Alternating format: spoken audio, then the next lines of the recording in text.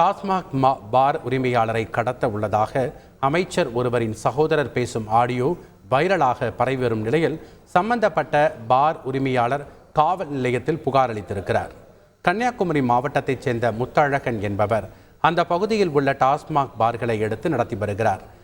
இந்த நிலையில் பால்வளத்துறை அமைச்சர் மனோ தங்கராஜின் சகோதரர் ஜெயன் தங்கராஜ் என்பவர் தன்னை கடத்தி கொலை செய்ய போவதாக மிரட்டல் விடுத்து வருவதாக காவல் நிலையத்தில் புகார் அளித்துள்ளார்.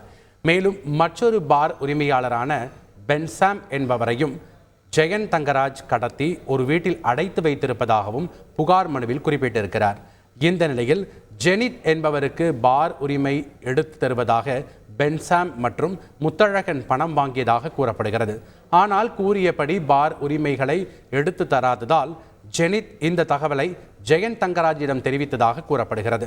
இதனைத் தொடர்ந்து பென்சாமை காரில் கடத்தி வைத்து கொண்டு ஜெயன் தங்கராஜ் ஜெனித் என்பவரிடம் பேசும் ஆடியோ வைரலாக பரவி வருகிறது.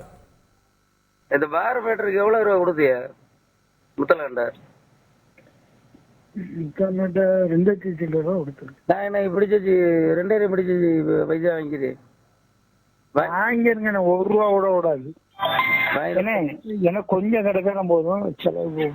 ஹாஸ்பிட்டல் அட்மிட் ஆகணும். அதுக்கு போட்டு அவ்வளோத்தையும் வாங்கிருங்க. ரிலாக்ஸ் பண்ணிடுறேன். சரி தம்பி, நான் கொஞ்சம் பத்தி கூட அடுத்து மூந்து உடச்சுங்க. இல்லை பார்க்கலாம். இப்போ எல்லாம் 34 யார்டு. செய்திகளை உடனுக்குடன் தெரிந்து கொள்ள உடனே சப்ஸ்கிரைப் பண்ணுங்க.